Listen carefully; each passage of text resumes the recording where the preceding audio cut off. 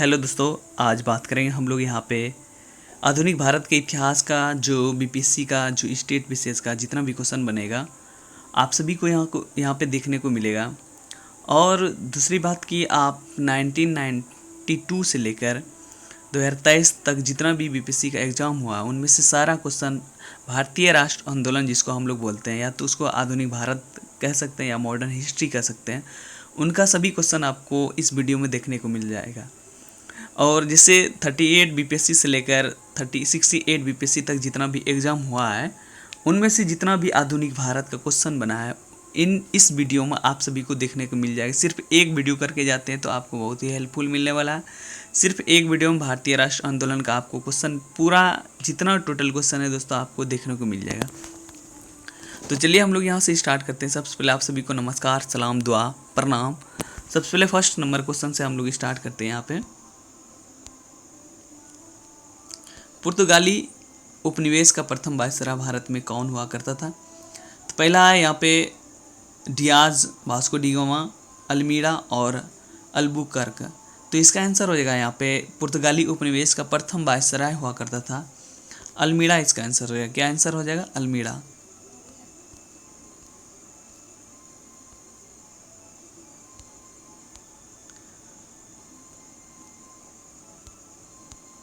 Question number अगर 2 की बात कर लें तो बंगाल की खाड़ी में समुद्री डकैती हेतु हुगली का उपयोग कौन करता था? डच, फ्रांसीसी, पुर्तगाली, अंग्रेज।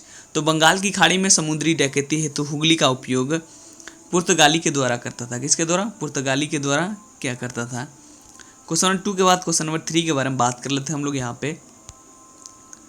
निम्नलिखित में से अंग्रेजों में किसे जहांगीर ने खान उपाधि से सम्मानित किया था? मतलब खान उपाधि से सम्मानित किया था। इनमें से किसको खान की उपाधि से सम्मानित किया था? जहांगीर ने।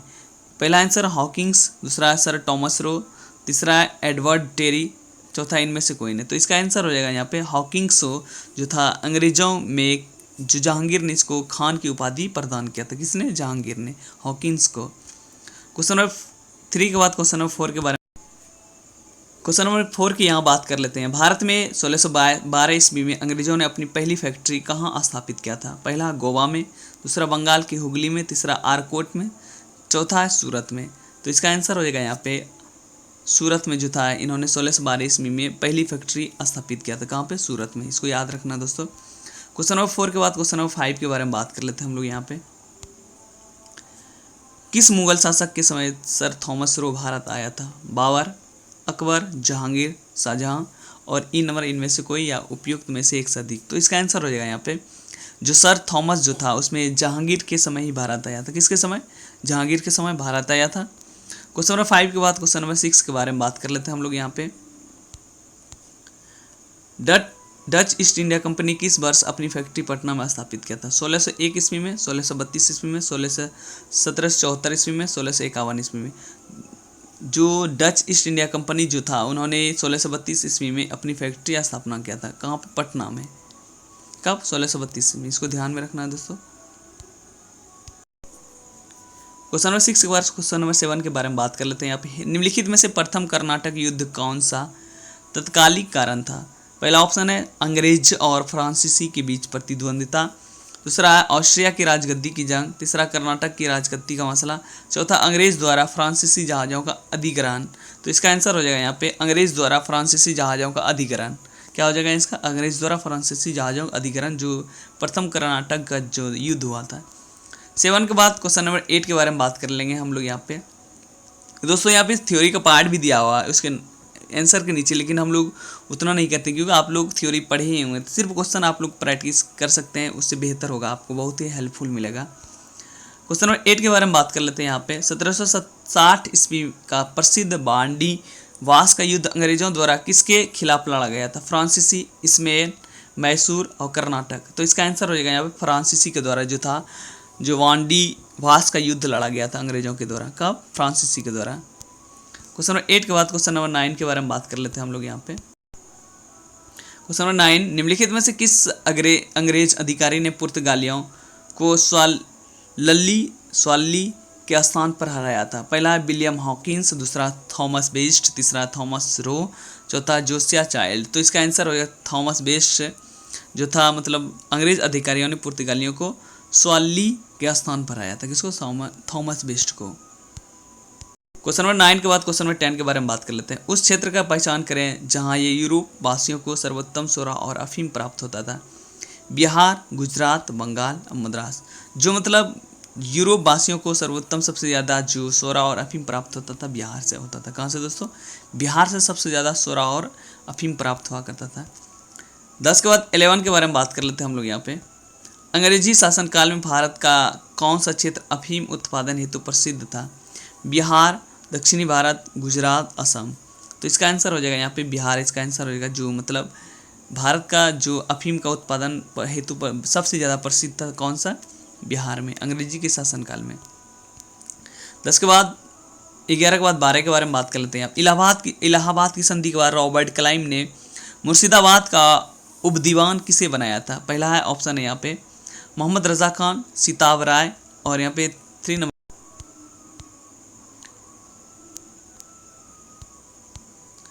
तीसरा ऑप्शन है राय दुर्लभ, और चौथा ऑप्शन है यहाँ पे सैयद गुलाम हुसैन। तो इसका आंसर हो जाएगा यहाँ पे ए नंबर आंसर हो जाएगा। ए में दोस्तों क्या है इसके बारे में आप लोग को यहाँ पे दिखा देते हैं। अब यहाँ पे जाते हैं तो आप लोग 12 नंबर क्वेश्चन में यहाँ पे मोहम्मद रजा खान इसका आंसर हो जाएगा 12 नंबर का। क्वेश्चन नंबर 13 के बारे में बात कर लेते हैं। सम्राट शाह आलम द्वितीय ने ईस्ट इंडिया कंपनी को बंगाल, बिहार तथा उड़ीसा की दीवानी प्राप्त किया था, मतलब किस वर्ष प्राप्त किया था? पहला ऑप्शन है 12 अगस्त 1765 ईस्वी में, दूसरा ऑप्शन है 18 अगस्त 1765 ईस्वी में, तीसरा ऑप्शन है 29 अगस्त 1765 ईस्वी में, चौथा ऑप्शन है 21 अगस्त 1765 ईस्वी में। तो इसका आंसर होएगा 12 अगस्त 1765 ईस्वी में। यहाँ पे दोस्तों देख सकते हैं यहाँ पे 48वीं बीपीएससी जो और 52वीं बीपीएससी हुआ था एग्जाम 2008 में, उस समय में 2 बार क्वेश्चन पूछा गया था। इसका आंसर हो जाएगा यहाँ पे 12 अगस्त 1765 ईस्वी, इसका आंसर हो जाएगा। क्वेश्चन नंबर 13 के बाद क्वेश्चन नंबर 14 के बारे में बात कर लेते हैं यहाँ पे हम लोग।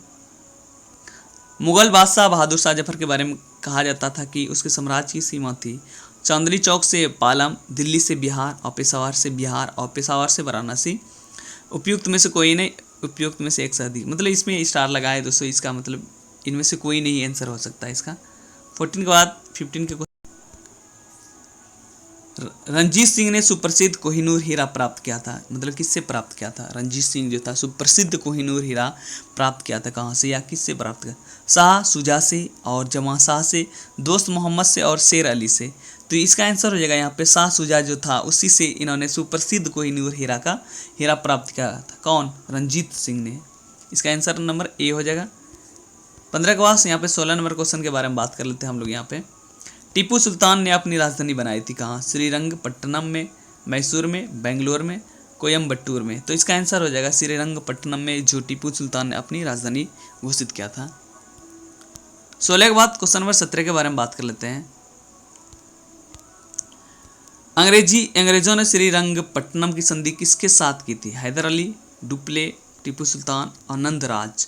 तो जो था श्रीरंगपट्टनम की जो संधि किया था अंग्रेजों ने टीपू सुल्तान के साथ किया था। किसके साथ? टीपू सुल्तान के साथ किया था। 17 के बाद क्वेश्चन नंबर 18, ठगों का उन्मूलन किसके नेतृत्व में हुआ था? Lord Clive, Captain Sleeman, Lord Minto, Alexander Vance, और उपयुक्त में से कोई नहीं, उपयुक्त में से एक से अधिक। तो इसका आंसर हो जाएगा कैप्टन स्लीमैन के द्वारा जो था उसी समय ठगों का उन्मूलन इसी के नेतृत्व में हुआ था। किसके नेतृत्व में? कैप्टन स्लीमैन के द्वारा। क्वेश्चन नंबर 18 के बाद क्वेश्चन नंबर 19 के बारे में बात कर लेते हैं यहाँ पे। बंगाल में द्वि शासन प्रणाली किसके द्वारा लागू किया गया था? Warren Hasting, William Bentinck, Robert Clive, Lord Curzon. तो इसका आंसर हो जाएगा रॉबर्ट क्लाइव के द्वारा जो था द्वि शासन प्रणाली इन्होंने ही बंगाल में स्टार्ट किया था। किसके द्वारा लागू हुआ था? रॉबर्ट क्लाइव के द्वारा जो था बंगाल में द्वि शासन प्रणाली इसी के द्वारा लागू किया गया था। 19 के बाद क्वेश्चन नंबर 20 के बारे में बात कर लेते हैं यहाँ पे।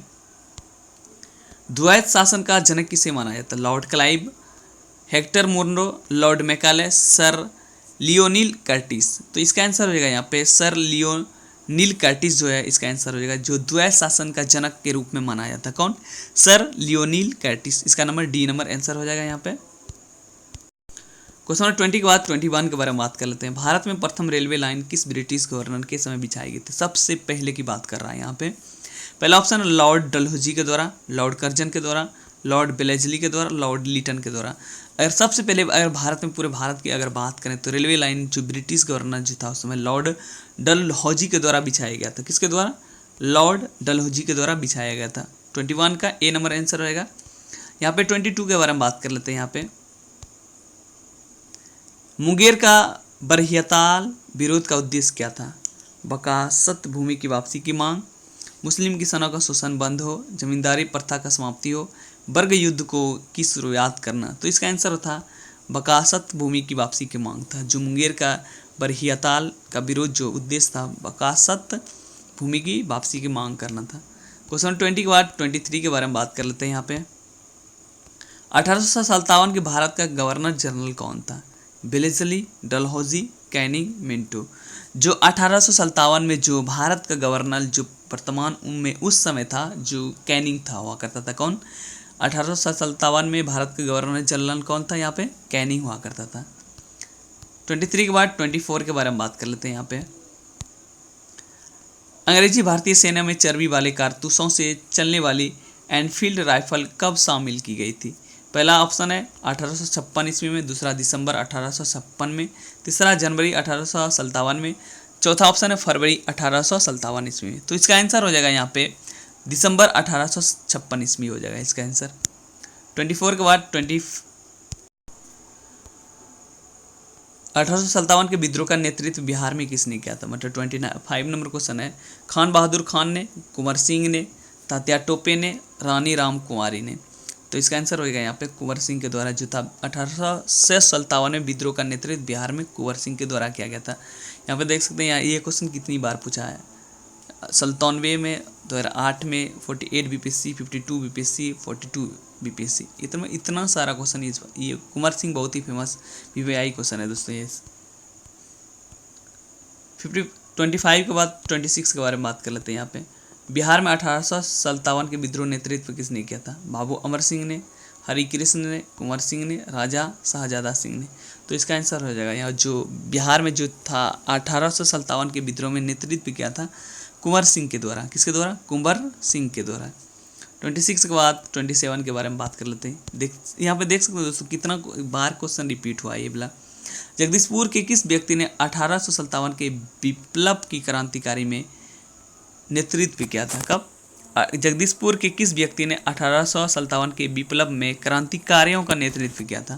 पहला कुंवर सिंह, दूसरा चंद्रशेखर, तीसरा तीरथ सिंह, चौथा राम सिंह। तो इसका आंसर है कुंवर सिंह के द्वारा। किसके द्वारा? कुंवर सिंह के द्वारा जो 1857 में जो था जगदीशपुर से क्रांतिकारी का नेतृत्व किया था। 27 के बाद 28 क्वेश्चन 28 कुंवर सिंह राजा थे कहाँ का था? हमीरपुर के, धीरपुर के, जगदीशपुर के और रामपुर के। आप सभी को पता है कुंवर सिंह जो राजा हुआ करता था जगदीशपुर के राजा हुआ करता था। कहाँ का? जगदीशपुर के। 28 के बाद 29 क्वेश्चन के बारे में बात कर लेते हैं। यहाँ पे 1857 के विद्रोह के नेता कुंवर सिंह किस स्थान से संबंधित रखता था? ग्वालियर, जगदीशपुर, झांसी, मेरठ। तो जो 1857 के विद्रोह के एक नेता हुआ करता था जो कुंवर सिंह था वो जगदीशपुर से संबंध रखता था। कहाँ से? जगदीशपुर से। दोस्तों देख सकते हैं मतलब एक ही क्वेश्चन कितना बार बीपीएससी रिपीट किया है क्वेश्चन देख सकते हैं आप लोग।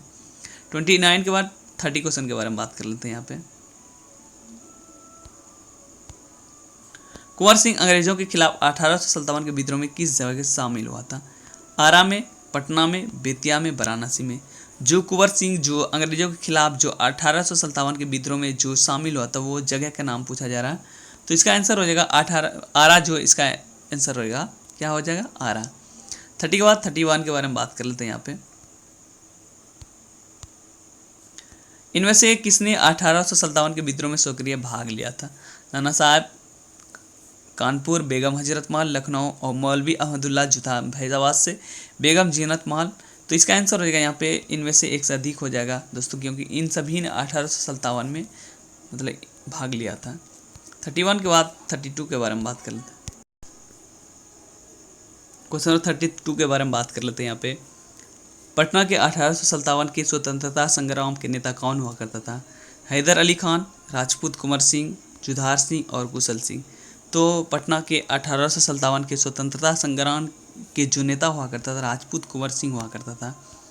32 के बाद 33 क्वेश्चन नंबर के बारे में बात कर लेते हैं हम लोग। यहाँ पे 1857 के विद्रोह का बिहार में 15 जुलाई 1857 से 20 जनवरी 1858 तक केंद्र कौन सा रहा था?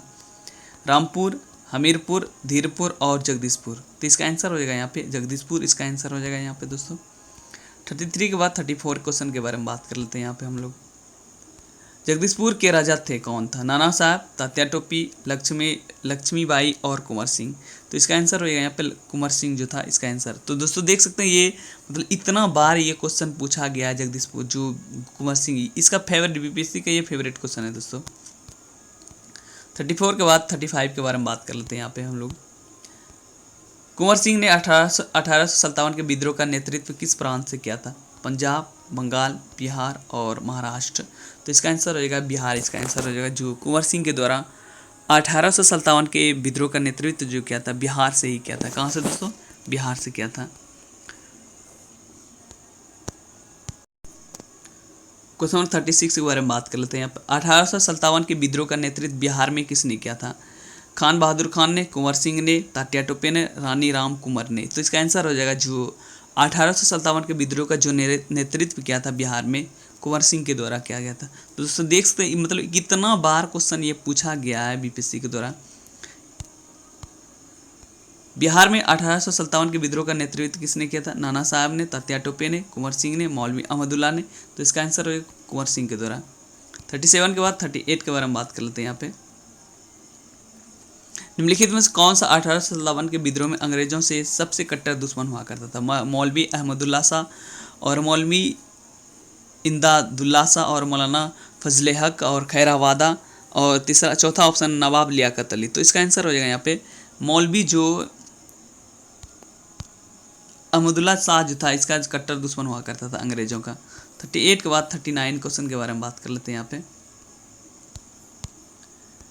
1857 के विद्रोह को किस उर्दू कवि ने देखा था? मीर तकी मीर ने, जोक ने, गालिब ने और इकबाल ने। तो इसका आंसर हो जाएगा यहाँ पे गालिब ने जो था उर्दू कवि हुआ करता था। 1857 के विद्रोह को देखा था किसने? गालिब ने। 39 के बाद 40 क्वेश्चन नंबर बारे में बात कर लेते हैं यहाँ पे।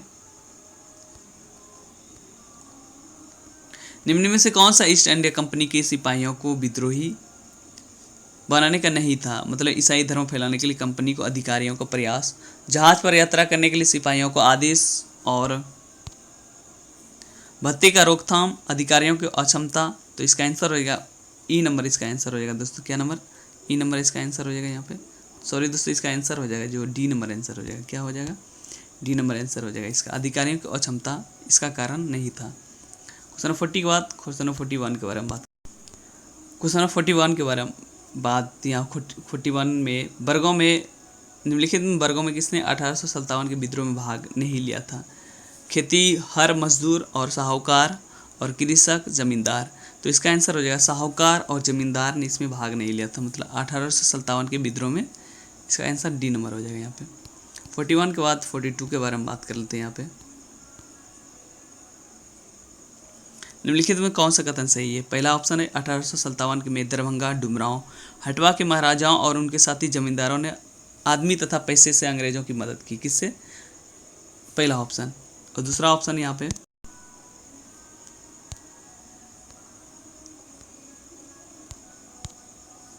दूसरा ऑप्शन है 1857 में दरभंगा, डुमरांव और हटवा के महाराजाओं और उनके साथी जमींदारों ने आदमियों से अंग्रेजों की मदद की, पैसे से नहीं। तीसरा नंबर ऑप्शन है यहाँ पे 1857 में दरभंगा, डुमरांव और हटवा के महाराजाओं और उनके साथी जमींदारों ने पैसे से अंग्रेजों की मदद की, आदमियों से नहीं। चौथा ऑप्शन है 1857 में दरभंगा, डुमरांव और हटवा के महाराजाओं और उनके साथी जमींदारों ने अंग्रेजों का विरोध किया। तो इसका ए नंबर आंसर हो जाएगा यहाँ दोस्तों। यहाँ पे हम लोग जो देखे थे यहाँ पे इसका ए नंबर पूरी तरीके से इसका आंसर हो जाएगा यहाँ पे।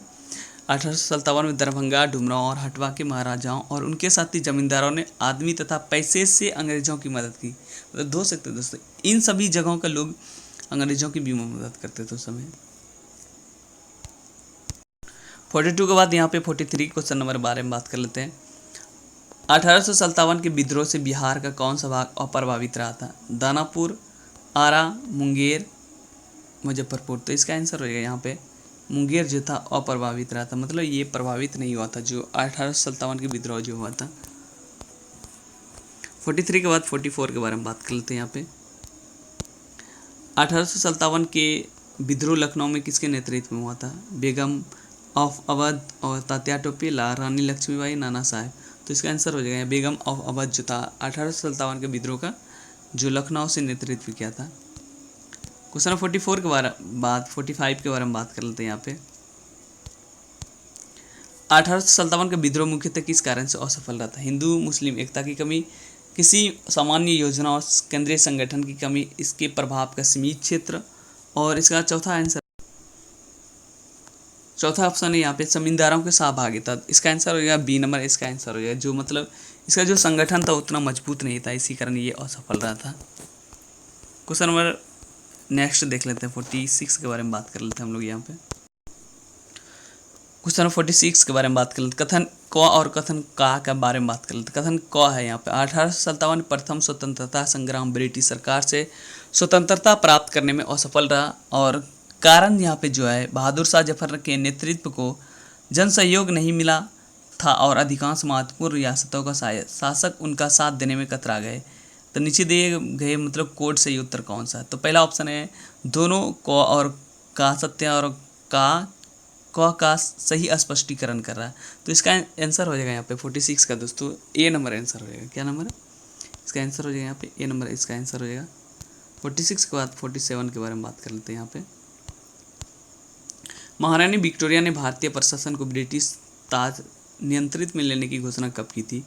1 नवंबर 1858 में और 31 दिसंबर 1857 में। तीसरा ऑप्शन है यहाँ 6 जनवरी 1958 में और 17 नवंबर 1859 ईस्वी में। तो इसका आंसर होएगा यहाँ पे 1 नवंबर 1858 ईस्वी में इन्होंने जो महारानी विक्टोरिया जो थी इन्होंने ब्रिटिश ताज के नियंत्रण को घोषणा किया था। 47 के बाद 48 के बारे में बात कर लेते हैं। 1857 के विद्रोह के बाद ब्रिटिश सरकार ने सिपाहियों का इन प्रांतों का चयन किया था। किस प्रांतों का चयन किया था? पहला ऑप्शन है उत्तर प्रदेश एवं बिहार के ब्राह्मण, दूसरा है पूर्व में बंगाली और उड़िया, तीसरा गोरखा, सिख एवं पंजाबी उत्तर प्रांत से, चौथा ऑप्शन है मद्रास प्रेसिडेंसी एवं मराठा से। तो इसका आंसर हो जाएगा जो 1857 के विद्रोह के बाद जो ब्रिटिश सरकार ने सिपाहियों का जो प्रांत चुना था वो प्रांत जो था गोरखा, सिख एवं पंजाबी प्रांत था। 48 के बाद 49 क्वेश्चन नंबर के बारे में बात लेंगे हम लोग यहाँ पे। निम्नलिखित में से किसने 1857 के विद्रोह को एक षड्यंत्र की संज्ञा दी थी? Sir James Outram and W Taylor, sir John Lawrence, T R. Holmes. तो इसका आंसर हो जाएगा यहाँ पे sir James Outram and W Taylor जो था इन्होंने ही जो 1857 के विद्रोह के एक षड्यंत्र की संज्ञा दी थी। किसका षड्यंत्र का संज्ञा दिया था? 49 के बाद 50 के बारे में बात कर लेते हैं। 1857 के विद्रोह को किसके द्वारा प्रथम भारतीय स्वतंत्रता संग्राम के रूप में वर्णित किया गया था? पहला ऑप्शन है बी.डी. सावरकर, दूसरा बाल गंगाधर तिलक, तीसरा ऑप्शन है आर.सी. मजमूदार, चौथा दादा भाई नौरोजी, पांचवा उपयुक्त में से कोई नहीं और उपयुक्त में से एक से अधिक। तो इसका आंसर हो जाएगा बी.डी. सावरकर, इसका आंसर हो जाएगा यहाँ पे 50 नंबर का। 50 के बाद यहाँ पे 51 के बारे में बात कर लेते हैं यहाँ पे। निम्नलिखित में से कौन सा आयोग 1857 के विद्रोह दमन के बाद भारतीय फौज का नव संगठन से संबंधित है? पहला है पब्लिक सर्विस आयोग, दूसरा पील आयोग, चौथा हंटर आयोग, चौथा साइमन कमीशन। चौथा इसका आंसर हो जाएगा यहाँ पे पील आयोग जो था इसका आंसर हो जाएगा 51 का पील आयोग हो जाएगा इसका आंसर। 51 के बाद 52 के बारे में बात कर लेते हैं यहाँ पे। नील विद्रोह किसके बारे में संबंधित है?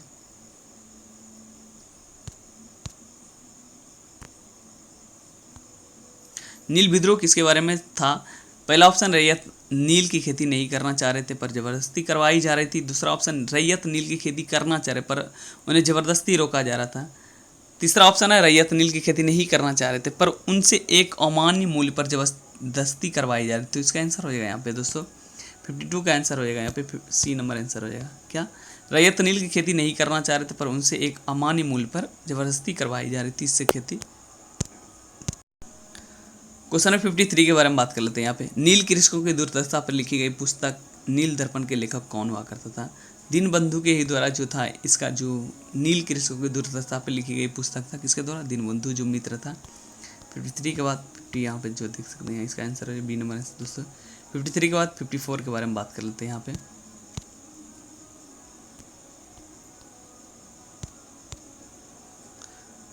वह प्रथा जिसके तहत किसान स्वयं भूमि का मालिक होता है और सरकार को भू राजस्व के भुगतान के लिए जिम्मेदार माना जाता है।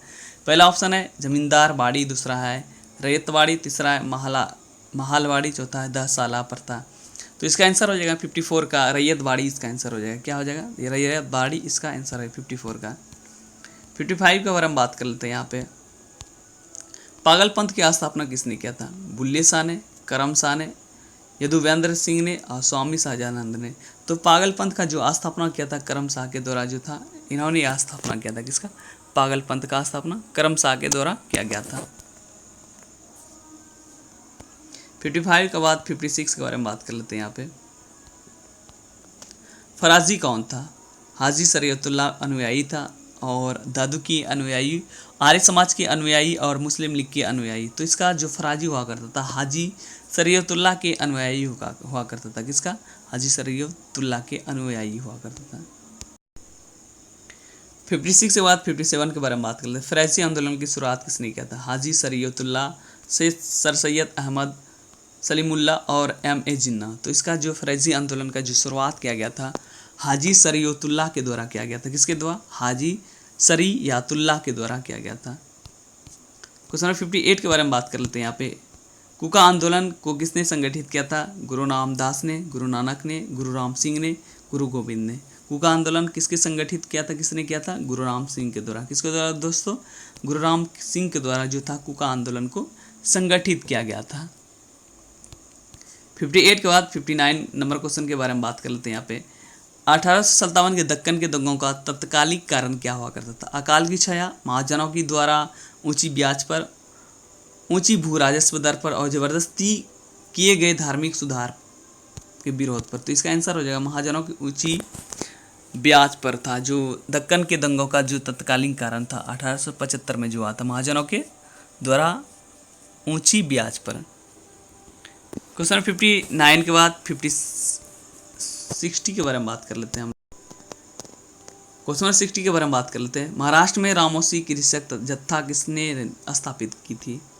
न्यायमूर्ति रनाडो, गोपाल कृष्ण गोखले, वासुदेव बलवंत फड़के, ज्योतिबा फूले। तो इसका आंसर हो जाएगा यहाँ पे वासुदेव बलवंत फड़के के द्वारा जो था महाराष्ट्र में रामोसी कृषक जत्था इसी के द्वारा स्थापित किया गया था। 60 के बाद 61 के बारे में बात कर लेते हैं यहाँ पे।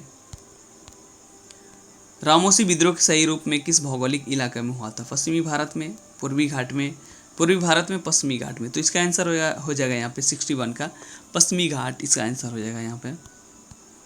61 के बाद 62 के बारे में बात कर लेते हैं यहाँ पे। बखेरा विद्रोह कहाँ स्थापित हुआ था? सूरत में, पूना में, कालीकट में, बड़ौदा में। तो इसका आंसर हो जाएगा यहाँ पे बड़ौदा। जो बखेरा विद्रोह हुआ था कहाँ पे? बड़ौदा में हुआ था। कहाँ पे दोस्तों? बड़ौदा में है। इसका आंसर हो जाएगा। 62 के बाद 63 के बारे में बात कर लेते हैं यहाँ पे। मानव बलि प्रथा का निषेध करने का कारण अंग्रेजों के विरोध विद्रोह करने वाली जनजाति कौन सा था? जो मतलब उस समय जब मानव बलि हुआ करता था, मतलब आदमियों का, जैसे अभी जानवरों का जो बलि देता है दोस्तों, मतलब बलि देना तो बहुत ही गलत बात है, आप सभी को पता है। क्योंकि किसी भी जीव जंतु को उस समय मानव को दिया जाता था दोस्तों। सोच सकते हैं मतलब किसी को हो सकता है उस समय का जो परंपरा हुआ करता था, मतलब अपनी बेटा को ही दिया जाता होगा। मतलब सुनने को मिलता है कि मतलब मानव बलि का जो प्रथा था अंग्रेजों ने जो विरोध किया था, लेकिन खोंड जनजाति ने इसका विरोध किया था। किसने? खोंड जनजाति ने। 63 के बाद 64 के बारे में बात कर। छोटा नागपुर जनजाति विद्रोह कब हुआ था? छोटा जो नागपुर जनजाति विद्रोह हुआ था कब हुआ था? 1807 में, 1808 में, 1820 में, 1858 में, 1889 में। तो इसका आंसर होएगा इनमें से कोई नहीं। इसका आंसर हो जाएगा यहाँ पे 64 के बाद 65 के बारे में बात कर लेते हैं यहाँ पे। 1855 के ईस्वी में संथालों ने किस अंग्रेज कमांडर को हराया था? कैप्टन नेक, फेविले, लेफ्टिनेंट वास्टिन और मेजर बारो और कर्नल वाइट के द्वारा। कर्नल वाइट को, तो जो संथालों ने जो अंग्रेज को हराया था मेजर बारो को हराया था। किसको? 1855 में किसको हराया था? मेजर बारो को। 55 के बाद 65 के बाद 66 के बारे में बात कर लेते हैं यहाँ पे हम लोग। 1855 में संथाल विद्रोह का नेतृत्व किसने किया था? सीधो और कानो ने। दो भाई जो हुआ करता था दोस्तों, सीधो और कानो, जो 1855 में जो संथाल का विद्रोह किया था, जो ये बहुत ही फेमस है दोस्तों। यहाँ का विद्रोह यहाँ पे भागलपुर से स्टार्ट हुआ था यहाँ पे। क्वेश्चन नंबर 67, मुंडाओं के विद्रोह खड़ा हुआ था। मुंडाओं ने विद्रोह कब खड़ा किया था? 1885 में, 1888 में, 1890 में और 1895 ईस्वी में। जो मतलब इसका आंसर हो जाएगा यहाँ पे 1895 ईस्वी में मुंडाओं का द्वारा, जो बिरसा मुंडा हुआ करता था दोस्तों, जो जनजाति से आया था उसी ने 1895 में मुंडाओं का विद्रोह खड़ा किया था। क्वेश्चन नंबर 68 के बारे में बात कर लेते हैं यहाँ पे। उलगुलान विद्रोह किससे जुड़ा हुआ था? संथाल से, कच्छा नागा से, कोल से, बिरसा मुंडा से। तो इसका आंसर हो जाएगा यहाँ पे बिरसा मुंडा। इसका आंसर हो जाएगा, क्या हो जाएगा? उलगुलान जो विद्रोह हुआ करता था, बिरसा मुंडा आंसर हो जाएगा इसका, क्या हो जाएगा? बिरसा मुंडा। 68 के बाद 69 नंबर क्वेश्चन के बारे में बात कर लेते हैं यहाँ पे। बिरसा मुंडा का कार्य क्षेत्र कौन सा था? चंपारण, रांची और बलिया, अलीपुर। तो इसका जो बिरसा मुंडा का कार्य जो क्षेत्र हुआ करता था, रांची हुआ करता था दोस्तों, क्योंकि ये झारखंड में पड़ता है रांची, इसलिए बिरसा मुंडा भी जो ताल्लुक़ रखता था वहाँ से मतलब झारखंड से ही रखता था। क्वेश्चन नंबर 69 के बाद 70 के बारे में बात कर लेते हैं। 1899 से लेकर 1900 ईस्वी के मुंडा क्रांति नेता कौन हुआ करता था? सिद्धू, बूढ़ा भगत, AB, बिरसा मुंडा और शंभूदान। जो इसका आंसर होगा यहाँ पे बिरसा मुंडा, इसका आंसर हो जाएगा 70 का। 71 का थोड़ा सा बात कर लेते हैं, यहाँ पे चर्चा करेंगे। बिरसा मुंडा किसके पक्ष में हुआ करता था? झारखंड, उत्तरांचल, छत्तीसगढ़, इनमें से कोई नहीं। तो इसका आंसर होगा दोस्तों यहाँ पे झारखंड का। जो बिरसा मुंडा जो इसी के पक्ष में हुआ करता था, किसके में? जो झारखंड, मतलब कि झारखंड से जो ताल्लुक़ रखता था, इसीलिए यहाँ पे झारखंड से इसका आंसर दिया गया है। 71 के बाद 72 के क्वेश्चन के बारे में बात कर लेते हैं। 1831 में बुद्धो भगत के नेतृत्व में कोल विद्रोह किस क्षेत्र में हुआ था? कच्छ, सिंहभूम, पश्चिमी घाट, सतारा। तो दोस्तों यहाँ पे बी नंबर इसका आंसर है। सिंहभूम में जो था, मतलब 1831 में बुद्धो भगत के नेतृत्व में कोल विद्रोह इसी क्षेत्र में होता है। किस क्षेत्र में? सिंहभूम क्षेत्र में। क्वेश्चन नंबर 72 के बाद क्वेश्चन नंबर 73 के बारे में बात कर लेते हैं यहाँ पे दोस्तों। हौज विद्रोह कब हुआ था? 1620 से 1621, 1720 से 1721, 1820 से 1821, 1920 से लेकर 1921। जो हौज विद्रोह हुआ था दोस्तों यहाँ 1820 से लेकर 1821 तक हुआ था। तो इसका आंसर यहाँ पे सी नंबर हो जाएगा। किस स्थान पर आदिवासियों ने अंग्रेजों के खिलाफ विद्रोह किया था? बिहार में, पंजाब में, सिंध में, काठियावाड़ में। तो इसका आंसर हो जाएगा यहाँ पे दोस्तों बिहार है इसका। इनमें से एक से अधिक आंसर हो जाएगा दोस्तों इसका। 74 का एक से अधिक, 74 के बाद 75 के बारे में बात कर लेते हैं यहाँ पे। इनमें से किसने अंग्रेजी ईस्ट इंडिया कंपनी के कंट्रोल के खिलाफ बगावत नहीं किया था? पहला है विजयनगरम का राजा और हैदराबाद का निज़ाम, तमिलनाडु की पोलीगार और त्रावणकोर के दीवान बेलूथप्पी, और उपयुक्त में से कोई, इनमें से कोई नहीं। तो इसका आंसर हो जाएगा यहाँ पे दोस्तों हैदराबाद का जो निज़ाम हुआ करता था, इन्होंने ईस्ट इंडिया कंपनी के कंट्रोल के खिलाफ बगावत नहीं किया था। 75 के बाद क्वेश्चन नंबर 76 के बारे में बात करेंगे हम लोग यहाँ पे। बंकिम चंद्र चटर्जी के आनंद मठ में किस विद्रोह का उल्लेख हुआ था? सन्यासी का, कुका का, संथाल का, नील का। जो बंकिम चंद्र की आनंद जो मठ जो मतलब किस विद्रोह का उल्लेख हुआ था? सन्यासी विद्रोह का उल्लेख किया गया था। किसके, कौन सा विद्रोह? सन्यासी विद्रोह। 76 के बाद 77 के बारे में बात कर लेते हैं यहाँ पे हम लोग। अफगानिस्तान के प्रति आक्रामक नीति किस वायसराय ने अपनाई थी? Lord Mayo, Lord Lytton, Lord Dufferin, Lord Canning. तो इसका आंसर हो जाएगा यहाँ पे लॉर्ड कैनिंग के द्वारा जो था अफगानिस्तान के प्रति आक्रमण नीति अपनाई थी। किसके द्वारा? आक्रमण नीति जो लॉर्ड लिटन ने ही जो अफगानिस्तान के प्रति बहुत ही आक्रमण नीति अपनाई थी। 7 के बाद 78 के बारे में बात कर लेते हैं हम लोग। 1878 ईस्वी के वर्नाकुलर प्रेस एक्ट किसने रद्द किया था, कर दिया था? Lord Ripon, Lord Lytton, Lord Curzon, Lord Minto. तो इसका आंसर हो जाएगा यहाँ पे लॉर्ड रिपन के द्वारा जो था वर्नाकुलर प्रेस एक्ट तो इन्होंने ही रद्द किया था। तो इसका आंसर हो जाएगा 78 का 1 नंबर। 78 के बाद 79 के बारे में बात कर लेते हैं। अस्थायी बंदोबस्त किसके साथ किया गया था? जमींदारों के साथ, ग्रामीण समुदायों के साथ, मुकदमों के साथ, किसानों के साथ। तो इसका आंसर हो जाएगा जमींदारों के साथ जो था अस्थायी बंदोबस्त स्टार्ट किया गया था। किसके द्वारा? जो मतलब जमींदारों के साथ जो अस्थायी बंदोबस्त किया गया था। 79 के बाद 80 नंबर क्वेश्चन के बारे में बात कर लेते हैं यहाँ पे। बिहार में परमानेंट सेटिलमेंट लागू करने का क्या कारण हुआ करता था?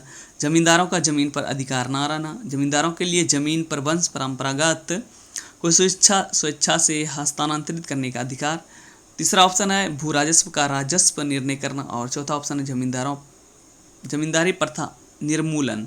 तो इसका आंसर होगा यहाँ पे सी नंबर, भू राजस्व के राजस्व का निर्णय करना, जो इसका था परमानेंट सेटलमेंट लागू करने का उद्देश्य था।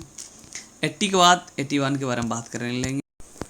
क्वेश्चन नंबर 81 के बारे में बात कर लेते हैं। यहाँ पे रैयतवाड़ी व्यवस्था सर्वप्रथम लागू की गई थी कब? गुजरात में, मद्रास में, मुंबई में और उड़ीसा में। जो रैयतवाड़ी जो सर्वप्रथम जो लागू किया गया था दोस्तों, यहाँ पे इसका आंसर हो जाएगा यहाँ पे मद्रास आंसर हो जाएगा। क्या हो जाएगा यहाँ पे? मद्रास आंसर। 81 के बाद 82 के बारे में बात कर लेते हैं हम लोग यहाँ पे।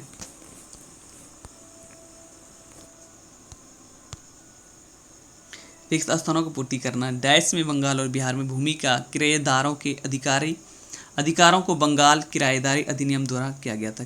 कहाँ? इसका आंसर होगा 1885 ईस्वी में बंगाल और बिहार में भूमि पर किराएदारों के अधिकारों को बंगाल किराएदारी अधिनियम द्वारा दिया गया था 1885 ईस्वी में, मतलब 82 का आंसर 1 नंबर आंसर होगा। 83 के बारे में बात कर लेते हैं यहाँ पे दोस्तों। सत्यार्थ प्रकाश की रचना किसने किया था? राजा राम मोहन राय के द्वारा, महात्मा गांधी के द्वारा, स्वामी विवेकानंद के द्वारा और स्वामी दयानंद सरस्वती के द्वारा। तो इसका आंसर हो जाएगा यहाँ पे स्वामी दयानंद सरस्वती के द्वारा जो सत्यार्थ प्रकाश का रचना किया गया था। 83 के बाद 84 क्वेश्चन नंबर बारे में बात कर लेंगे। अमृत बाजार पत्रिका की स्थापना किसने किया था? जो अमृत बाजार पत्रिका था उसकी स्थापना किसने किया था? पहला ऑप्शन है गिरीश चंद्र घोष, दूसरा हरीश चंद्र मुखर्जी, तो तीसरा ऑप्शन है यहाँ पे SN बनर्जी, चौथा ऑप्शन है शिशिर कुमार घोष। तो इसका आंसर हो जाएगा यहाँ पे शिशिर कुमार घोष, इसका आंसर हो जाएगा यहाँ पे। 85 के बारे में बात कर लेते हैं हम लोग ये अगला क्वेश्चन के बारे में। निम्नलिखित में से अखबारों में से कौन सा मुख्यतः उदारवादियों की नीतियों का प्रचारक हुआ करता था? New India, leader, young India, free press general. तो इसका आंसर हो जाएगा यहाँ पे लीडर, जो इसका आंसर हो जाएगा 85 का आंसर हो जाएगा लीडर। 85 का दोस्तों बाद 86 के बारे में बात कर लेते हैं हम लोग यहाँ पे। 19वीं शताब्दी के धर्म एवं समाज सुधारक आंदोलन ने जनसंख्या के किस वर्ग को मुख्यतः आकर्षित किया था? बुद्धिजीवी को, नगरीय उच्च जातियों को, निर्धन सर्वसाधारण वर्ग को, उदार रजबड़े को।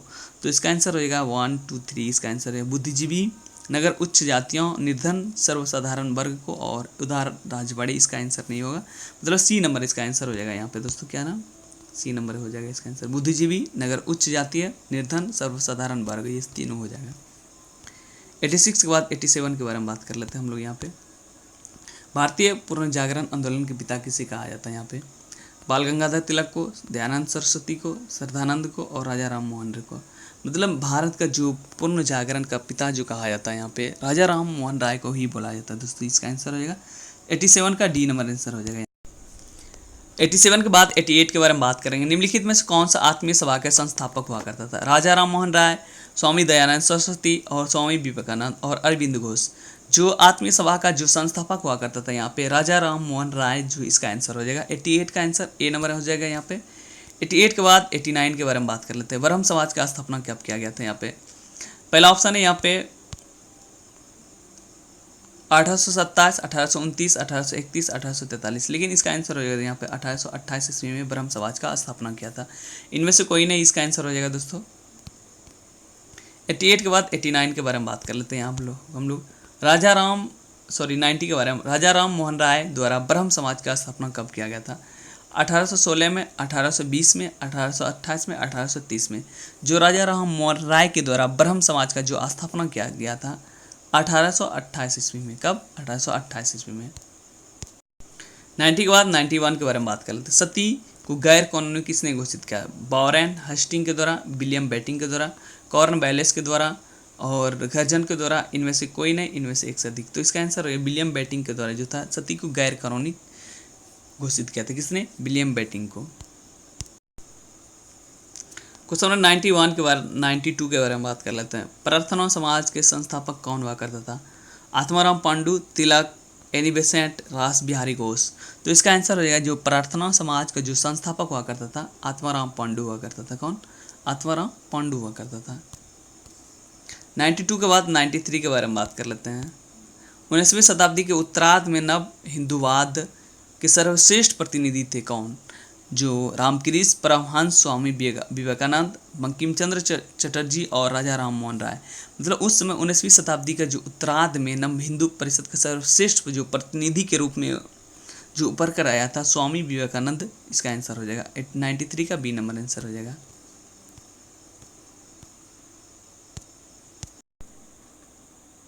क्वेश्चन 93 के बाद 94 के बारे में बात कर लेते हैं हम लोग यहाँ पे। इनमें से किसने 1893 में शिकागो में आयोजित धर्म संसद में भाग लिया था? पहला ऑप्शन है दयानंद सरस्वती, दूसरा है स्वामी विवेकानंद, तीसरा महात्मा गांधी, चौथा राजा राम मोहन राय। तो इसका आंसर हो जाएगा यहाँ पे स्वामी विवेकानंद, इसका आंसर हो जाएगा, जो इन्होंने 1893 ईस्वी में शिकागो में आयोजित धर्म संसद में भाग लिया था। 94 का आंसर। 94 के बाद 95 के बारे में बात कर लेते हैं हम लोग यहाँ पे। स्वामी विवेकानंद ने रामकृष्ण मिशन की स्थापना किस वर्ष किया था? 1861 ईस्वी में, 1891 ईस्वी में, 1893 ईस्वी में, 1897 ईस्वी में। तो इसका आंसर हो जाएगा यहाँ पे 1897 ईस्वी में इन्होंने रामकृष्ण मिशन की स्थापना किया था। किसने? स्वामी विवेकानंद के द्वारा जो था रामकृष्ण मिशन की स्थापना 1897 ईस्वी में किया था। 95 के बाद 96 के बारे में बात कर लेते हैं हम लोग यहाँ पे। अगला क्वेश्चन दयानंद सरस्वती द्वारा स्थापित किया गया था, मतलब क्या चीज़ स्थापित किया गया था? पहला ऑप्शन है ब्रह्म समाज का, दूसरा आर्य समाज का, तीसरा प्रार्थना समाज का, चौथा है बहुजन समाज का। तो दयानंद सरस्वती के द्वारा जो स्थापित किया गया था यहाँ पे आर्य समाज को स्थापित किया गया था। मतलब 93 का आंसर हो जाएगा बी नंबर, इसका आंसर हो जाएगा यहाँ पे। 96 के बाद 97 के बारे में बात कर लेंगे हम लोग दोस्तों यहाँ पे। 96 के बाद 97 के बारे में बात कर लेते हैं यहाँ पे। किसने 1873 में सत्यशोधक समाज की स्थापना किया था? पहला गोपाल कृष्ण गोखले, दूसरा है फूले ज्योतिबा फूले और शिवनाथ शास्त्री, तीसरा चौथा इनमें से कोई नहीं। तो इसका आंसर हो जाएगा यहाँ पे ज्योतिबा फूले, जो इसका आंसर है सत्यशोधक समाज की इन्होंने ही स्थापना किया था। कब? 1873 ईस्वी में सत्यशोधक समाज की स्थापना किसने किया था? ज्योतिबा फूले के द्वारा। 97 के बाद 98 के बारे में बात कर लेते हैं हम लोग। सत्यशोधक समाज की स्थापना किसने किया था? पहला ऑप्शन है दयानंद सरस्वती, दूसरा है ज्योतिबा फूले, तीसरा है गांधी जी, चौथा है डॉक्टर भीमराव अंबेडकर। तो मतलब इसका सत्यशोधक समाज का जो स्थापना अभी इससे पहले भी 97 नंबर क्वेश्चन में हम लोग जाने थे 1873 ईस्वी में ज्योतिबा फूले के द्वारा स्थापित किया गया था। 98 के बाद 99 के बारे में बात कर लेते हैं हम लोग यहाँ पे। थियोसॉफिकल सोसाइटी की स्थापना किसने किया था? पहला है मैडम HP ब्लावेट्स्की और दूसरा राजा राम मोहन राय, तीसरा है महात्मा गांधी, चौथा स्वामी विवेकानंद। तो इसका आंसर हो जाएगा यहाँ पे थियोसॉफिकल जो सोसाइटी का स्थापना किया था मैडम HP ब्लावेट्स्की के द्वारा किया गया था यहाँ पे। 99 का आंसर हो जाएगा। 99 के बाद 100 क्वेश्चन के बारे में बात कर लेते हैं यहाँ पे। 100 नंबर क्वेश्चन के बारे में बात कर लेते हैं यहाँ पे।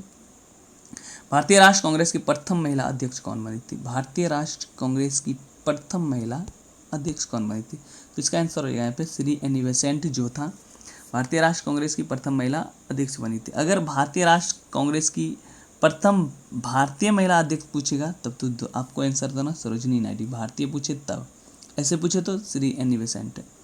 100 क्वेश्चन समाप्त हो गया दोस्तों। 101 क्वेश्चन के बारे में बात कर लेते हैं हम लोग यहाँ पे। अगला क्वेश्चन में 101 के बाद 100 क्वेश्चन के बाद 101 नंबर क्वेश्चन के बारे में बात कर लेते हैं। भारतीय राष्ट्र कांग्रेस की प्रथम महिला अध्यक्ष कौन हुआ करता था? भारतीय राष्ट्र कांग्रेस की प्रथम महिला अध्यक्ष एनी बेसेंट, इसका आंसर हो जाएगा 101 का आंसर दोस्तों। 102 का आंसर हो जाएगा यहाँ पे क्वेश्चन के बारे में। भारत में नारी आंदोलन इनकी प्रेरणा से हुआ था, मतलब किनके प्रेरणा से हुआ था? पहला पद्माबाई रानाडे और एनी बेसेंट, सरोजिनी नायडू और ज्योतिबा फूले। तो भारत में नारी आंदोलन जो स्टार्ट हुआ था ज्योतिबा फूले के द्वारा ही स्टार्ट किया गया था। 102 के बाद 103 नंबर क्वेश्चन के बारे में बात कर लेते हैं हम लोग यहाँ पे।